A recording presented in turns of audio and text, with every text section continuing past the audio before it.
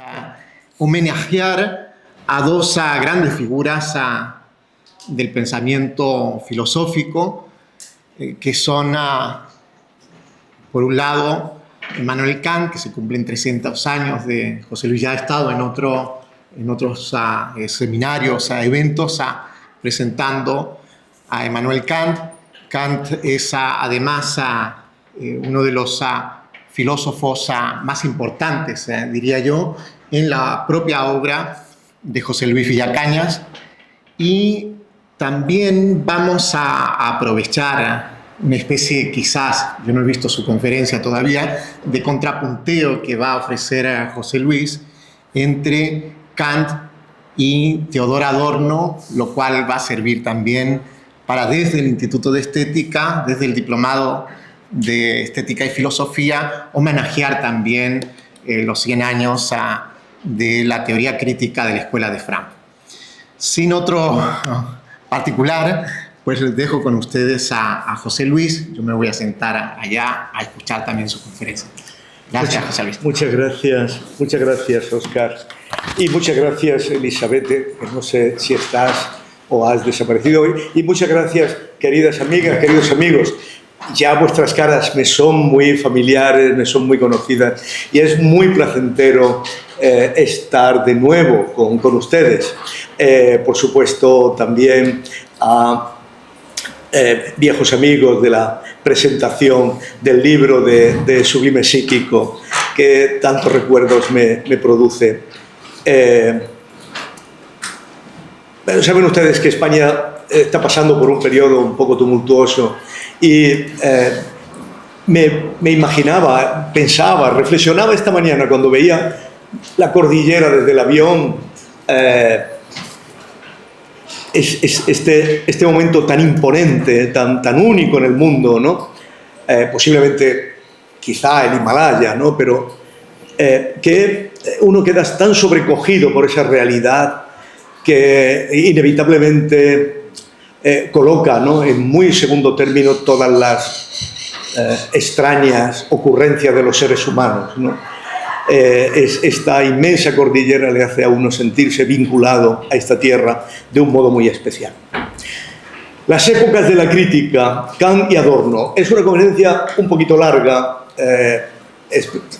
les ruego un poquito de paciencia y les ruego que me permitan que la tenga escrita, ¿no? Porque hablar sobre Adorno es muy fácil, pero sobre todo es muy fácil dejarse llevar por su propio estilo y limitarte a repetir sus propias cosas, ¿no? Entonces, yo quiero mirarlo desde fuera, y esto me parece que es importante, el proceso de escritura, de objetivación. Si Kant y Adorno marcan dos épocas de la crítica, es porque representan dos formas de relacionar teoría y praxis. En este sentido, las variaciones que sufre la crítica en manos, por ejemplo, de Weber o en manos de Foucault, esas variaciones caen todavía del lado de Kant. Para ellos, para todos ellos, el modelo básico implica la primacía de la orientación de la crítica hacia la praxis. Ese es su elemento fundamental. Kant critica la razón teórica para dar paso a la libertad y a la razón práctica. De esta manera se impone la dimensión subjetiva de la orientación en el pensamiento, la responsabilidad de la libertad sobre el conocimiento, sobre la ciencia. Weber, por su lado, mostró la necesidad de vincular la ciencia con la política como vocaciones, y la crítica científica que ofreció, crítica científica de la sociedad, quería facilitar una manera responsable de relacionarnos con nuestros propios valores e ideas, con nuestras orientaciones, toda vez que había que ir más allá de esta orientación universalista de Kant. pero la estructura que relacionaba teoría y praxis en los tres era íntima. Respecto de Foucault, es conocida la divisa neoestoica que dirige todo su pensamiento hasta que la aletheia se convierta en ethos. Esta es una divisa estricta de Foucault. Hasta que la verdad, la aletheia, la búsqueda de la verdad, se convierta en ética. Hasta que la teoría se convierta en praxis. La crítica de la verdad, para Foucault, prepara el ethos. Frente a estas formas de la crítica para la praxis, Adorno nos propone un modelo diferente en el que la crítica no da paso a la praxis. Su discípulo, en este sentido, es Agamben. La filosofía no prepara la praxis. Sin embargo, respecto de la actividad de la crítica en sí misma, Adorno nos parece bastante kantiano. En su obra fundamental, Crítica de la cultura y sociedad, en el segundo volumen, acordaos que el primero de Crítica de la cultura y sociedad es Prismas, en el segundo volumen, Adorno propone su punto de partida. Cito, cuando hago así es que es una cita. La célebre sentencia de Kant de que ya solo el camino crítico está abierto es una de esas frases en las que la filosofía de la que proceden supera la prueba, pues como fragmentos sobreviven al sistema. El estilo de Adorno, que se basa en la acumulación de argumentos sin la explicación de los pasos intermedios, tiene en esta frase un ejemplo perfecto. Abre la frase con una sentencia, a saber, solo el camino crítico de Kant está abierto. Las tesis forman parte de una construcción sistemática, pero ninguna filosofía, para Adorno, supera la prueba sistemática, la prueba de su verdad en su totalidad. Y por tanto, sus tesis, las tesis de cualquier filosofía, no sobreviven en tanto sistema. Las filosofías del pasado solo sobreviven en frases sueltas, en consignas, en divisas. Solo el fragmento pervive. En este caso, el fragmento es que solo el camino crítico está abierto en filosofía. El camino de Kant. Que el camino crítico esté abierto como frase fragmentaria que sobrevive, produce una forma filosófica que ya de antemano solo espera sobrevivir en fragmentos. Esto le es interno a la filosofía de Adorno.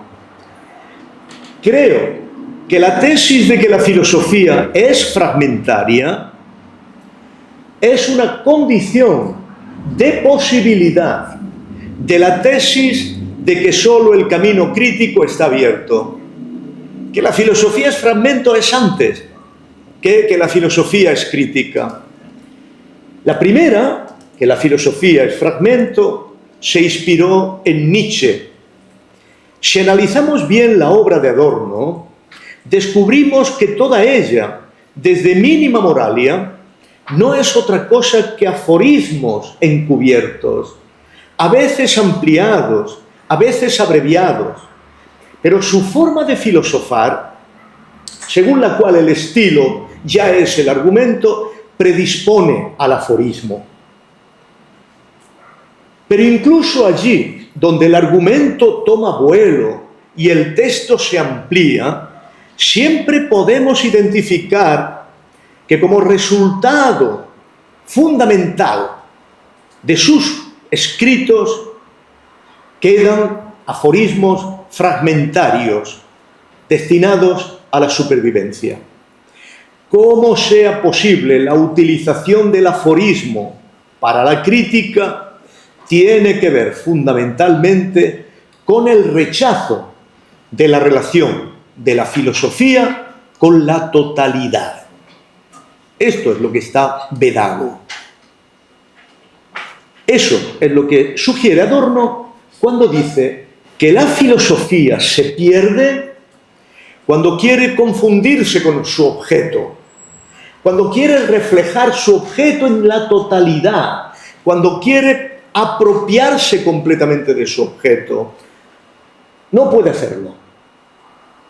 Solo puede apropiarse de fragmentos.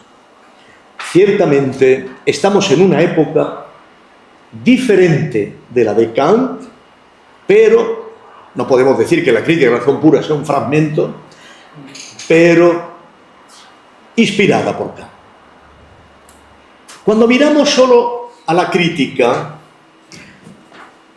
sin tener en cuenta las relaciones de la crítica con la praxis, la posición de Adorno se mantiene siempre del lado de Kant. Sin embargo, su forma de llegar a él es ella misma la sinuosa obra de la crítica a otros pensadores.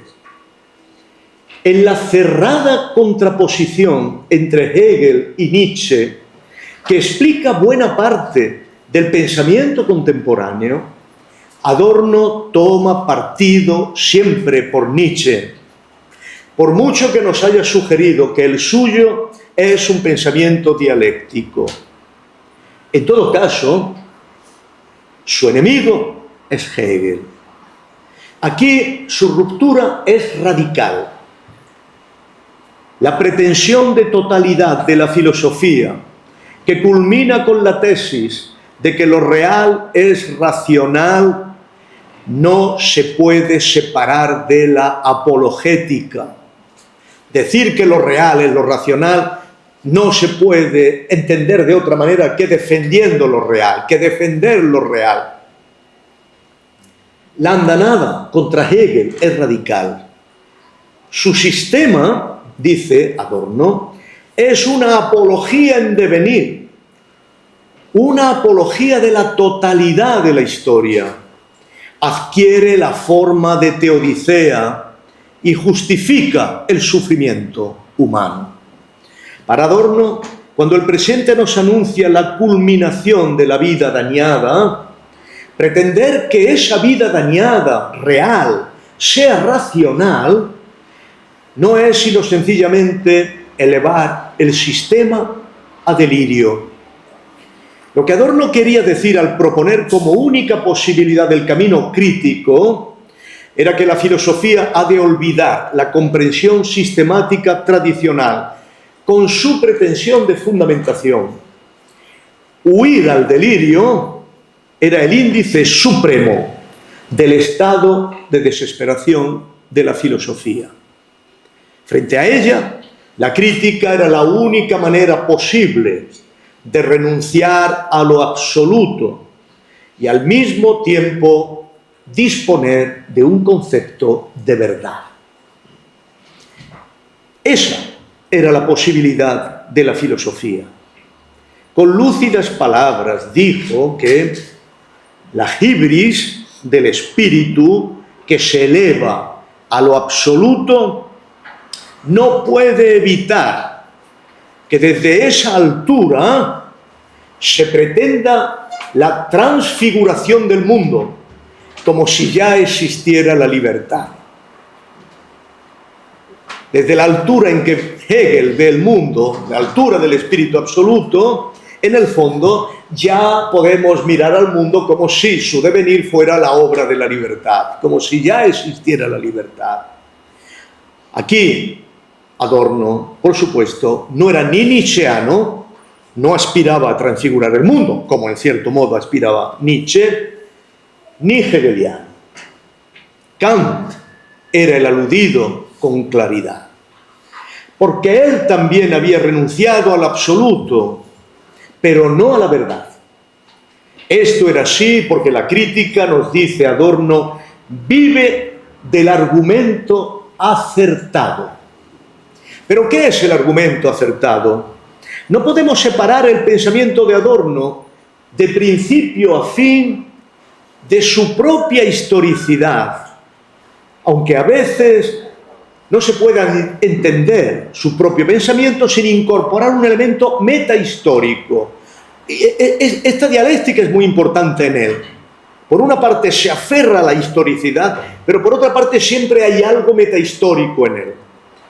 Él hablaba desde su posición histórica y en ella él mismo se abría camino de una forma que estaba volcada a un esquema teórico que no podía separarse de Kant. Por decirlo en breve, Adorno vio el presente de la filosofía, que ahora vamos a analizar, su presente histórico de la filosofía, desde Kant.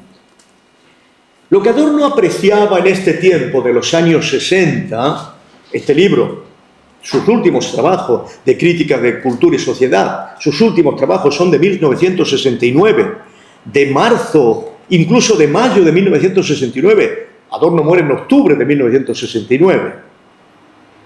Lo que Adorno apreciaba en este tiempo de los años 60 era que la filosofía se estaba muriendo, herida en el doble frente de las ciencias y los conocimientos específicos, por un lado, y la ontología, por otro.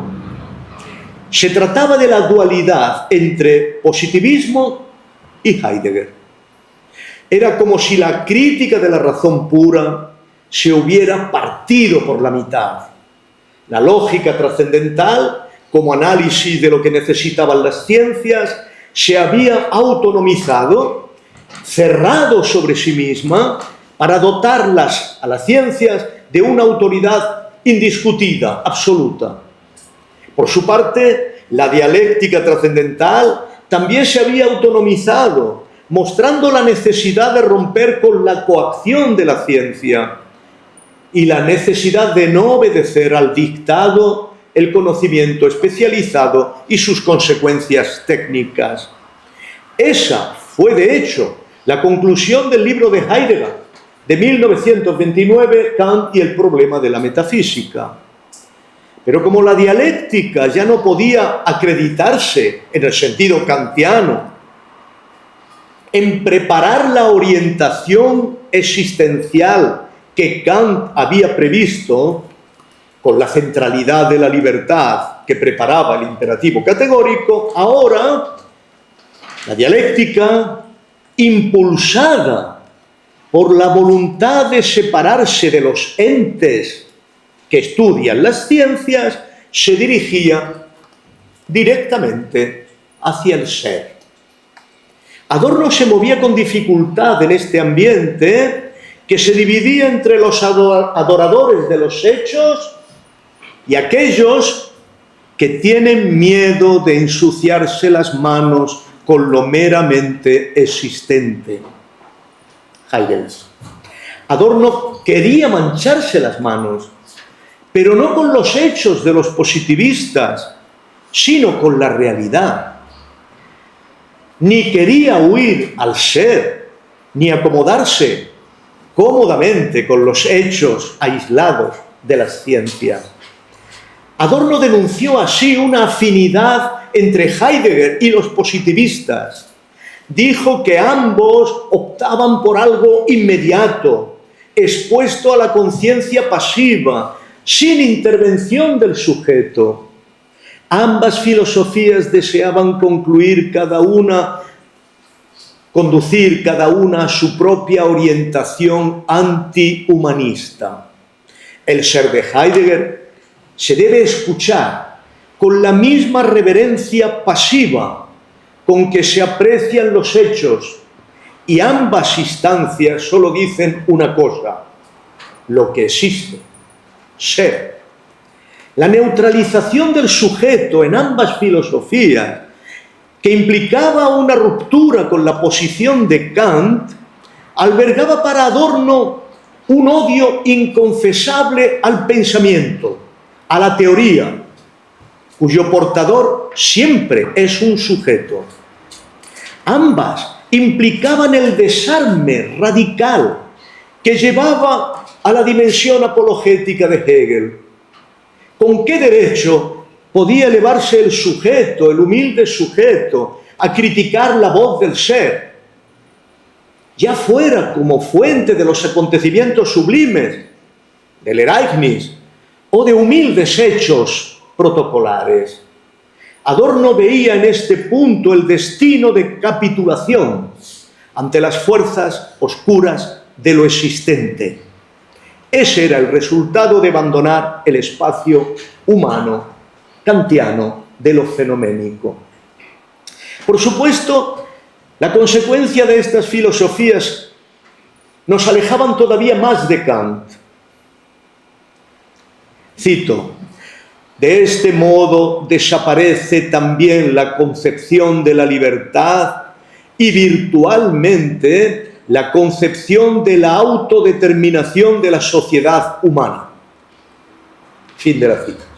Adorno devolvía a Heidegger el argumento que Cassirer había defendido en su polémica en Davos.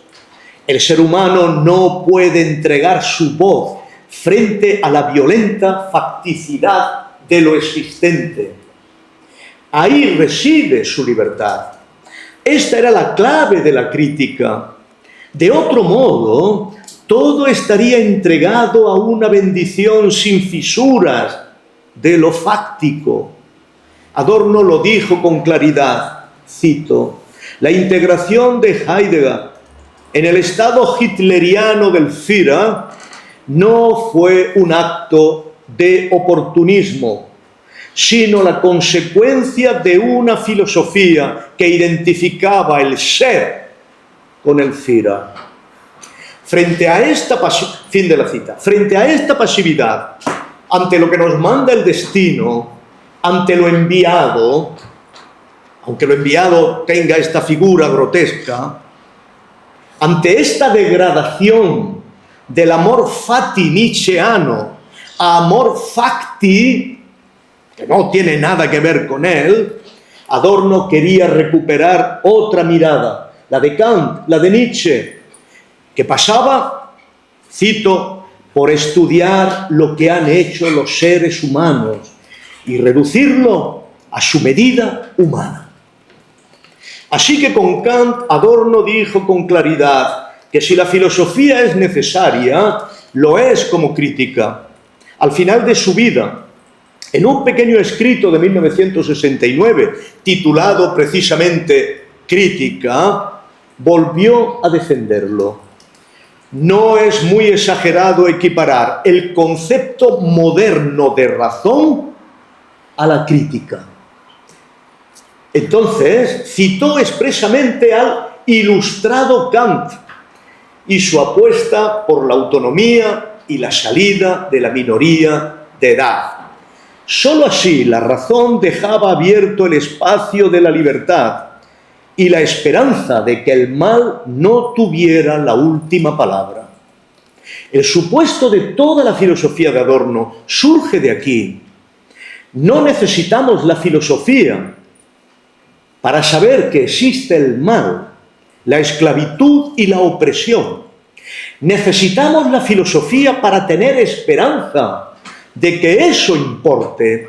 Acordaos este fabuloso diálogo en la tercera, cuarta temporada de Fargo, ¿no? Donde el doctor Vargas, que es este admirador de Stalin y el tipo que va vendiendo créditos baratos a todas las empresas para hacerse con ellas, que nadie sabe dónde está ni dónde vive, cuando se enfrenta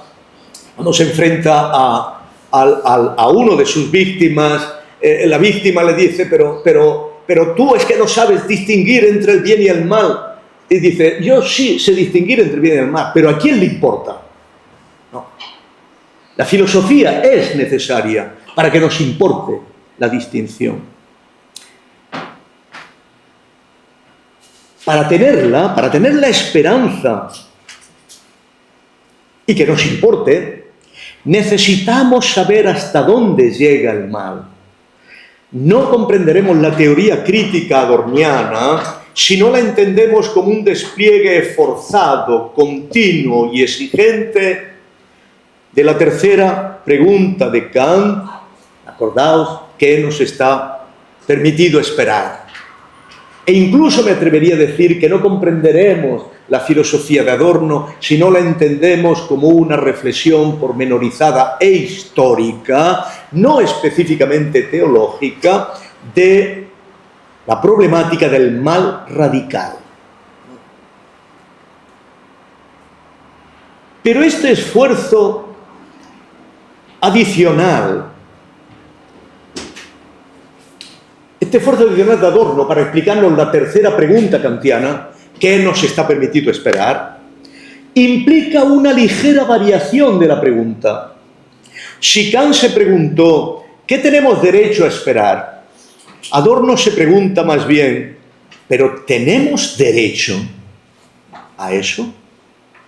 No le interesaba tanto el qué esperar, sino en conquistar ese derecho. La conquista de ese derecho es la crítica, y esa es la batalla de la filosofía. Tener derecho a esperar y no tanto tener derecho a esperar algo. Esa fue siempre su actitud. La condición para ello no era hacer apología de la realidad, eso que Adorno llamó solemne sermón que le ordena al súbdito que se esté tranquilo. Por tener derecho a la esperanza, Adorno reincorpora en parte la mirada antropocéntrica y se distancia del prestigio de las filosofías de lo originario. Y es justo este paso el que le lleva a un cierto Marx. La circunstancia de ser sujeto, de estar condicionado, remite a un ente que no brota directamente del ser. Dirige o remite a los seres humanos socializados. El no querer mancharse las manos con los entes propio de Heidegger podría abrir el futuro al acontecimiento del ser, pero nunca se tendría derecho a esperar que ese acontecimiento tuviera relación alguna con la superación del mal, la esclavitud y la opresión. Esa era la dimensión del sujeto. Esperar que eso sucediera era la dimensión del sujeto, no del ser, en cierto modo indiferente. Pero ¿qué tipo de esperanza sería esa que no tuviese una relación interna con la superación del mal y la opresión? La apuesta de la crítica tiene sentido cuando aquello que se critica es fruto de la acción de los seres humanos.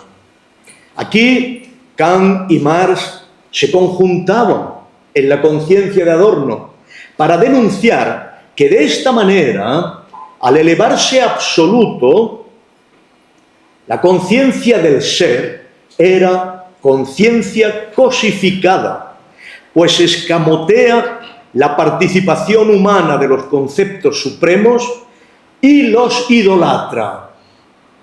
La referencia a lo humano puede hacerse desde la estructura de la subjetividad trascendental o desde la historia de la producción humana de realidad. Pero la tradición de la crítica necesita asumir de manera central la referencia a lo humano. Con ello, Adorno ocupaba el espacio de la dialéctica de otro modo. Dialéctica era todo lo que se interponía entre el observador y lo aparentemente inmediato. En el seno de lo inmediato anidaban mediaciones humanas, y todas ellas eran apreciables solo por el pensamiento.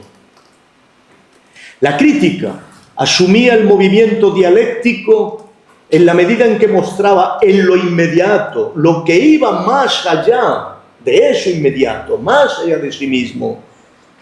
Adorno habló de una crítica inmanente, En lo inmediato se reflejaban las mediaciones de los sujetos socializados, sus prácticas, y ahí se descubría la opresión, la falta de autonomía, lo fáctico, todo lo que Heidegger quería explicar como una remisión o un envío del ser. En este sentido, la actitud básica de la crítica era la de no ser ingenuo. Que tener derecho a esperar implique abandonar la ingenuidad, esa fue la base de la actitud moral de Adorno. Y como en Kant de nuevo, la producción de esa dimensión moral era lo que animaba la actividad de la crítica y de la dialéctica. Pero el modelo de Kant todavía estaba más presente cuando desviamos la vista hacia los positivistas. Hemos hablado de Heidegger, hablemos ahora de los positivistas. Adorno valoraba en ellos la actitud antimitológica y desde luego su capacidad de reconciliar la filosofía con la ciencia. Desde este punto de vista, Adorno comprendía las ventajas de esta posición y la integró en su sentido de la filosofía, de forma muy cercana a lo que yo en otras ocasiones he llamado minimalismo científico.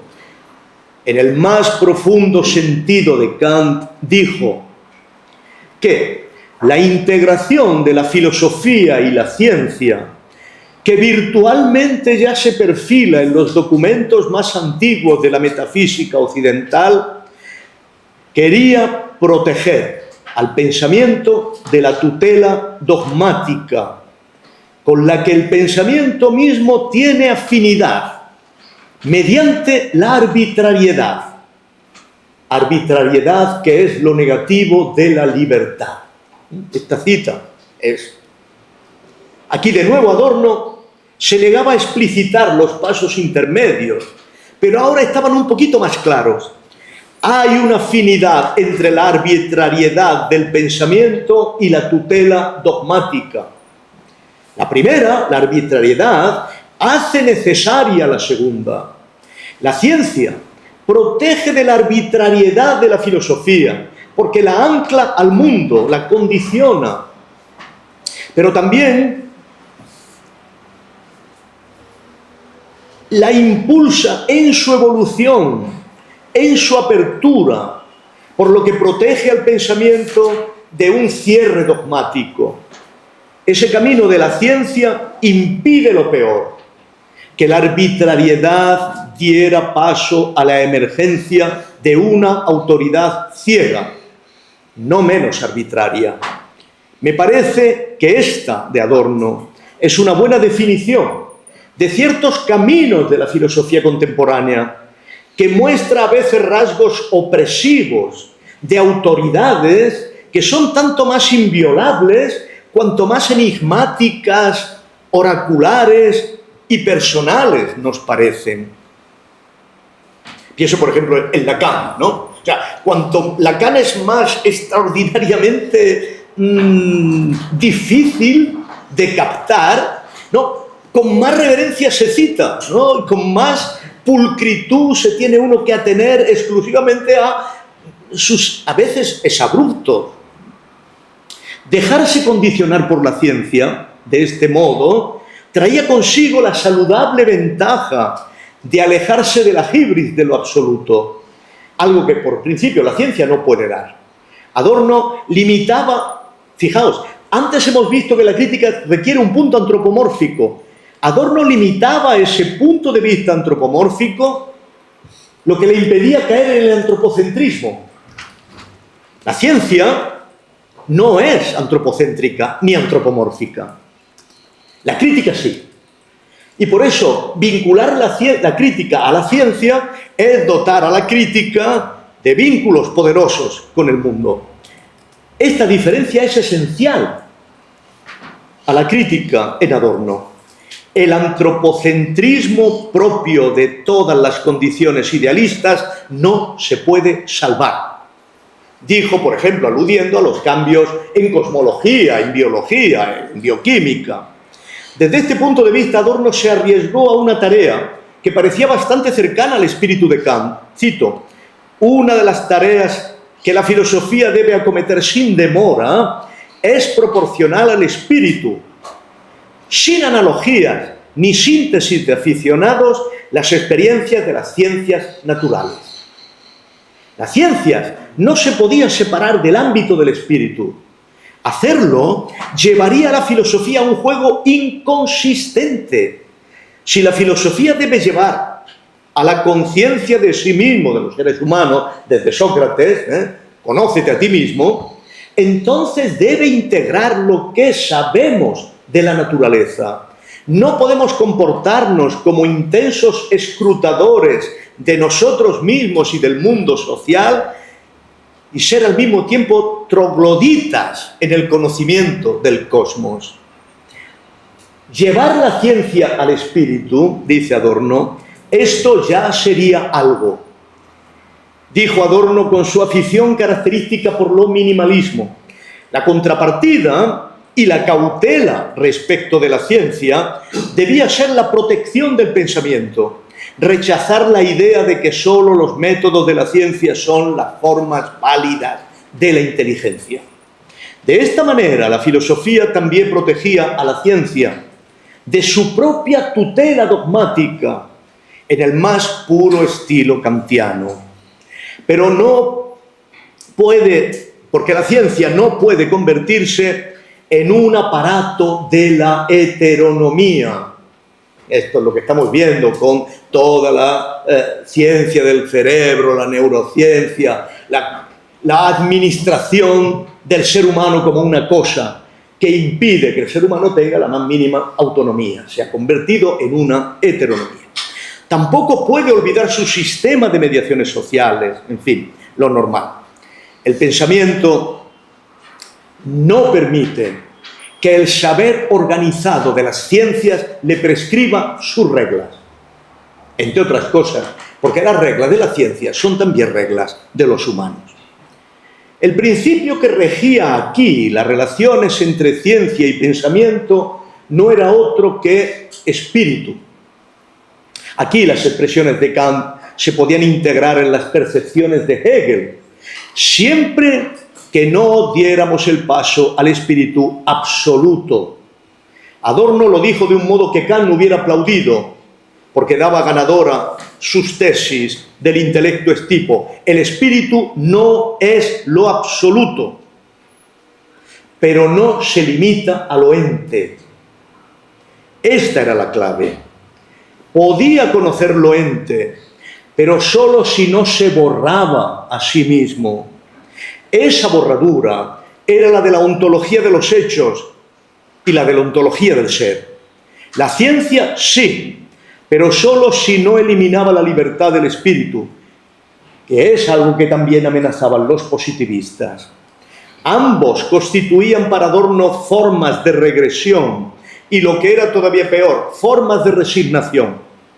Desde este punto de vista, si Adorno prefería el lenguaje idealista del espíritu, que no era el más frecuente en Kant, no era sino porque en él había una conexión con la ilustración militante y un rechazo radical de la resignación. Frente a la resignación, dijo, sobresale en el idealismo un momento de la verdad. Ese era el momento de la resistencia, el momento de la esperanza, lo que daba a Adorno la única medida de la filosofía hoy.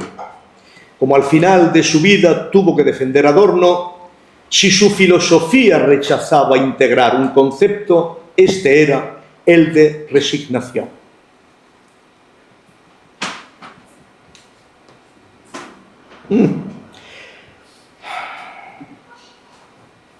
Voy a pasar brevemente a... Hasta aquí hemos hablado de la noción de crítica. Como hemos visto, frente al positivismo y a la ontología, Adorno se colocó en una posición que vivía de renovar el espíritu de Kant. Esa era la clave para llevar a cabo la crítica de Hegel y de Marx, y condicionaba los fragmentos que sobrevivían de su pensamiento. Sin embargo, hay una diferencia entre el planteamiento de Adorno y el de Kant. Todo el aparato filosófico kantiano está diseñado para producir praxis, La esperanza de Kant fue una esperanza confiada y concreta, porque estaba diseñada para llamar a la acción. Esta es la diferencia central con Adorno. Su confianza, la de Kant, procedía de que algo en la naturaleza, incluida la humana, apoyaba la esperanza de la realización de la libertad.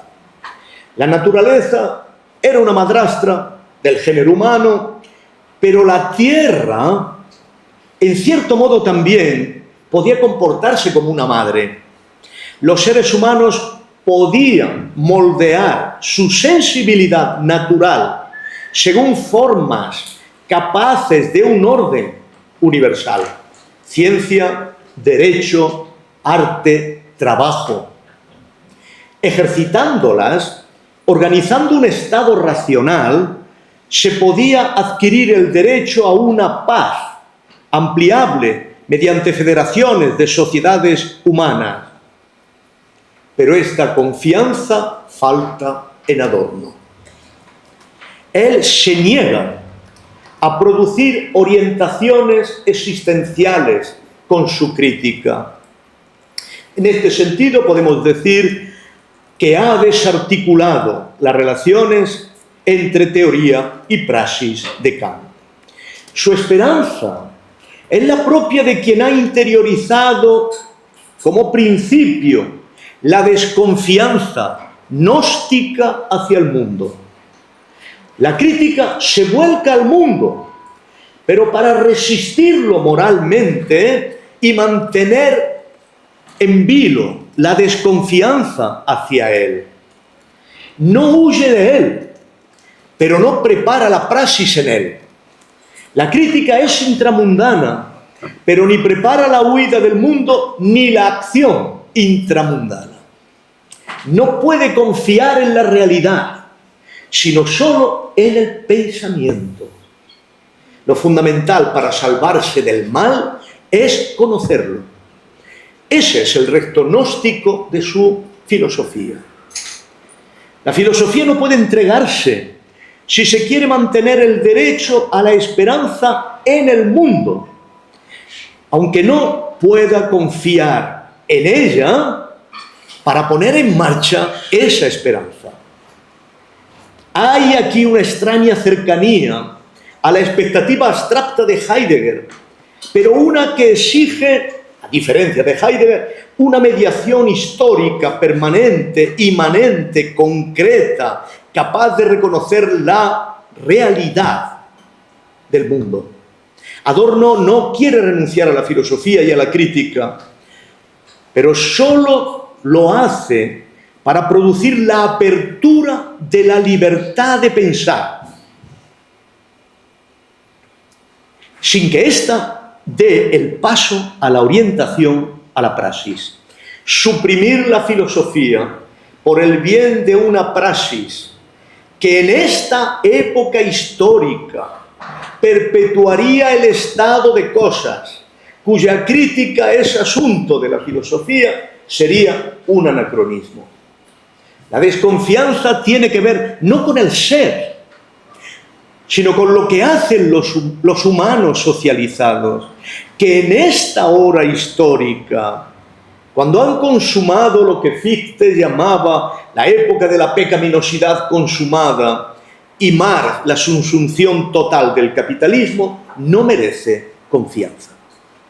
Aquí, ahora, en este momento histórico, si analizamos lo que hacen los humanos, no podemos tener una esperanza confiada.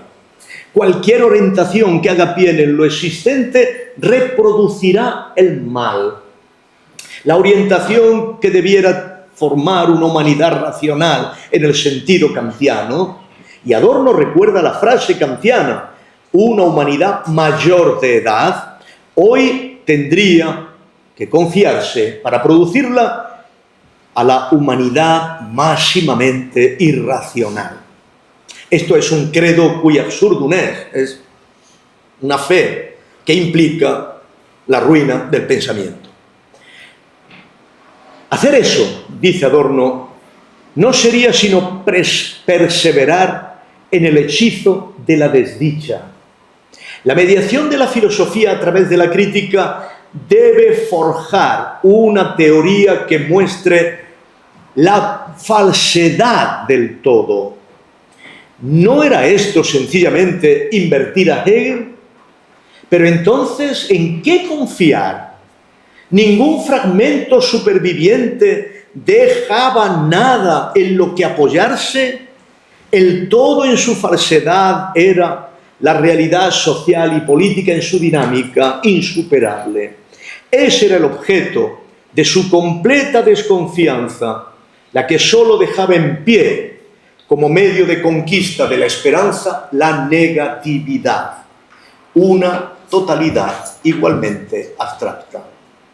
El gesto, no hay que olvidarlo, era muy Kierkegaard, pero ya sin el milagro de la fe, la conexión absoluta con lo absoluto, sin resto de inmediatez de la presencia de lo absoluto. Perderlo todo, dice Kierkegaard, para tener la esperanza de ganarlo todo. Pero ahí, detenido, en ese gesto, en esa tensión, sin dar un paso. Lo más interesante es que al final de su vida, en su trabajo titulado Crítica, de 1969, poco antes de su muerte, Adorno consideró la crítica como un elemento esencial de la democracia. Su expresión fue rotunda. La democracia no solo exige libertad para la crítica y necesita impulsos críticos, sino que se define por la crítica. Insistiendo en que la crítica ha renunciado al absoluto, recordó que esa renuncia a lo absoluto era fundamental para la división de poderes. Esta, dijo, tiene en la crítica su nervio vital. Elaborando la tesis de Kant de la división de poderes, recordó que los poderes cooperan criticándose, condición de que no se reunificaran en una tiranía.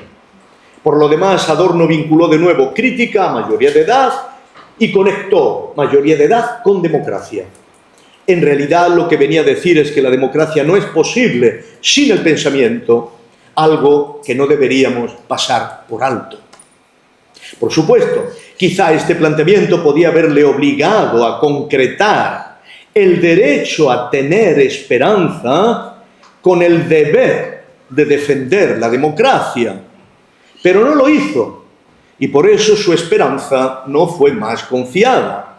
En la medida en que hubiera instituciones democráticas que permitieran la libertad de la crítica, parece que kantianamente eso al menos hacía deseable orientarse según esas instituciones para actuar en ellas, produciendo autonomía, mayoría de edad. Adorno aceptaría así este punto si, solo si, se trataba de pensar. Orientarse en el pensamiento, la divisa de Kant, se tornaba ahora literalmente, quería decir orientarse pensando, resistiendo la facticidad, orientarse desde la negatividad del pensamiento. Adorno creía que esa era la mejor forma de luchar por la democracia. Pero sorprende todavía más que en el escrito final, Kant todavía se hace más presente. En efecto, la negatividad que orientaba la crítica ahora formaba parte también de la crítica kantiana. Kant impresionó gracias a sus resultados negativos y una de sus partes más importantes es completamente negativa, la destrucción de la metafísica. Ahora Kant se elevaba a modelo de dialéctica negativa. De esta afirmación resultaba cierta incomodidad para Adorno, porque por supuesto sabía apreciar que en Hegel también el nervio de la dialéctica era la negatividad y la crítica. Y sin embargo, para marcar su propia posición, Adorno consideró que ambas filosofías, Kant y Hegel, albergaban aspiraciones de detener la crítica. En Hegel, lo hemos dicho, porque la crítica de lo inmediato aspiraba a descubrir la propia racionalidad de lo existente, lo que implicaba encuadrar la crítica en el momento de una sabiduría superior. Adorno se vedó este momento. Racional es para Hegel lo que no se opone a lo existente, mientras que para Adorno es lo que lo combate sin tregua. Esta pérdida final de confianza en la crítica, dijo Adorno, por parte de Hegel, por parte de Kant, era debida al propio estatuto de la condición burguesa de Kant y Hegel.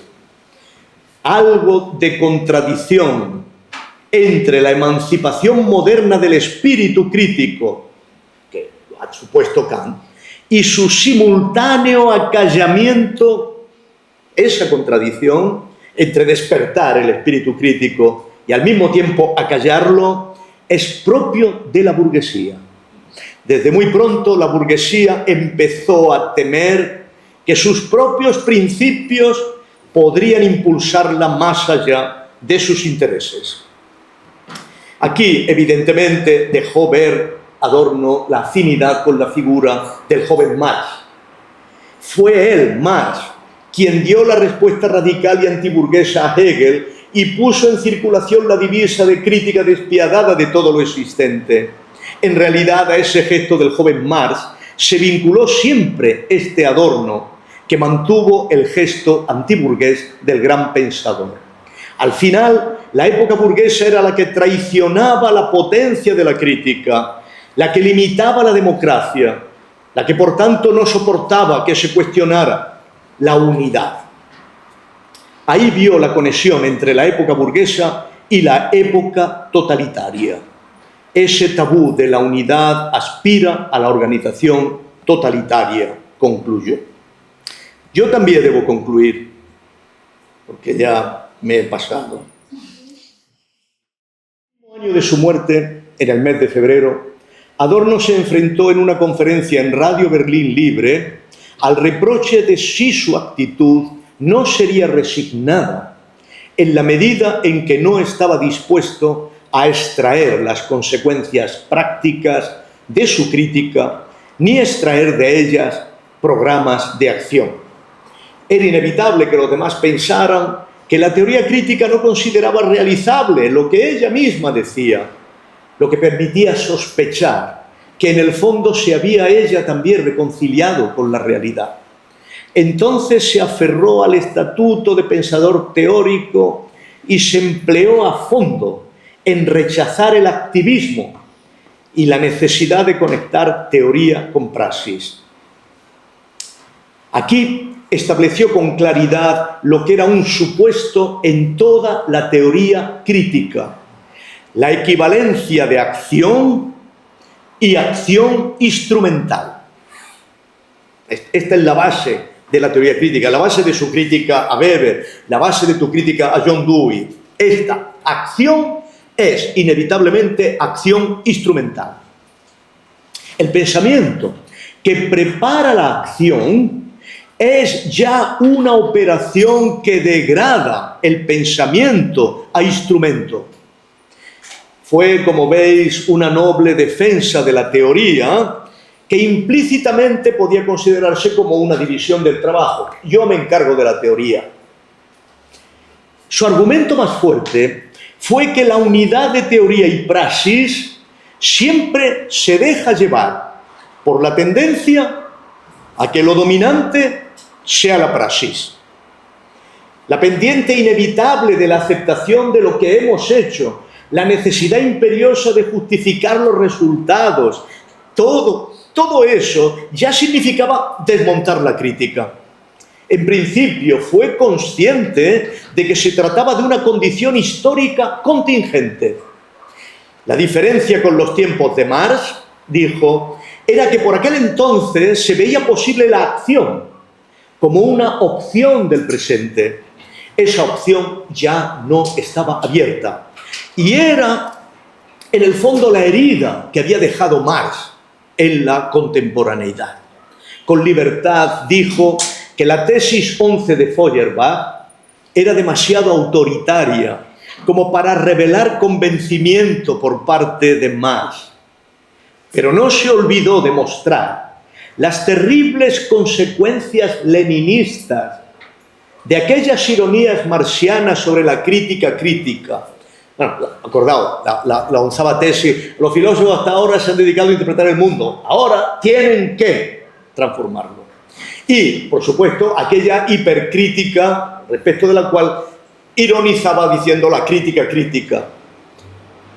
Adorno recogió la influencia que tuvo esas ironías de la crítica crítica justamente en la Unión Soviética. Y con ello dejó claro que su resistencia a dar el paso a la praxis tenía que ver con la decepción insuperable del socialismo realmente existente, que había puesto la praxis, incluso inspirada en la teoría, al servicio de la opresión. Ya no había enclaves de inmediatez sobre los que hacer reposar la palanca de la praxis. Eso significaba la disolución del proletariado. No queriendo ser burgués y no pudiendo ser proletario, Adorno se alojó en la antítesis sin síntesis de Walter Benjamin.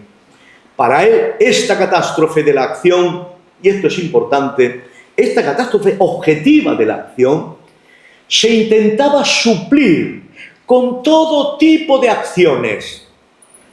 Y creo que como radiografía del presente, esta conclusión no tiene precio.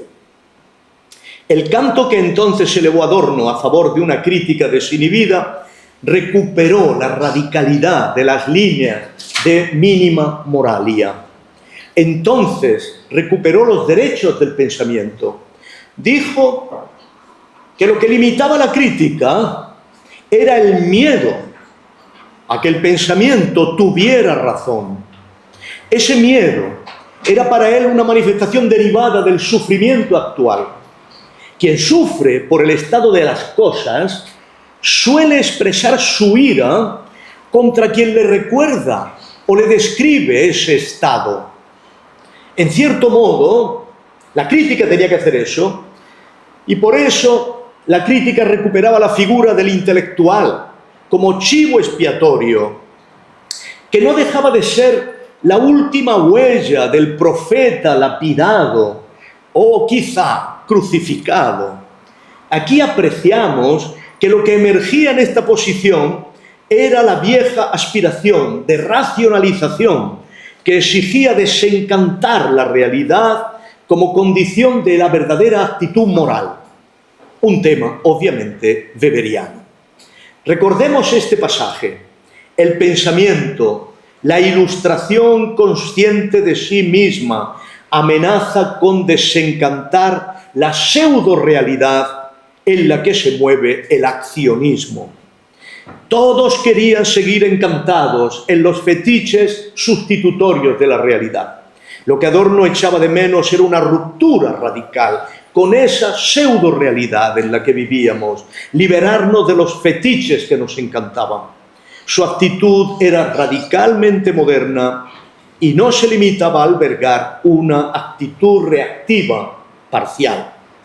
Su tono moral, y esta es la convergencia final con Kant, era de otra índole. Aspiraba a una radicalidad de conocimiento que cuanto más profunda era, más imposible hacía la praxis. Nunca sabremos bien hasta qué punto tanto él como Horkheimer estuvieron presos de la desconfianza radical de Schopenhauer por la irracionalidad de la voluntad y, por tanto, de la praxis que la sigue. Las cosas que escribió sobre la índole perversa de la vida como autoafirmación, que ponía a su servicio todos los instrumentos de la voluntad, nos permiten sospechar esta dependencia de Schopenhauer.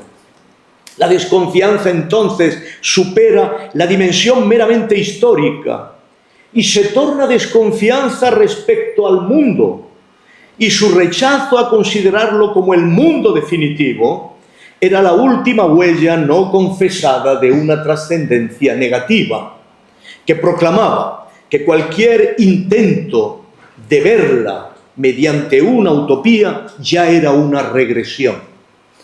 Y eso es lo que le parecía resignación. Frente a esta debilidad de pensar que lo mejor está a la mano, el pensamiento se aferra a la posibilidad que mira a la realidad como algo a lo que no hay que resignarse. Se trata de una utopía que se niega a objetualizarse, que se niega a realizarse en una remisión que siempre está más allá de sí misma. Ese pensamiento le parecía la única praxis transformadora. Un minuto más. Concluyo. Aunque no preparaba la praxis, no debemos olvidar que desde mínima moralia, la transformación que nos propone la crítica es moral, subjetiva, y esa genera la fuerza de resistir como una que el singular, todo singular, cualquier singular, no puede entregar. Solo esa transformación era motivo de confianza. Con eso la crítica preparaba algo positivo y eso era de nuevo expresable en términos kantianos, la libertad moral del pensamiento.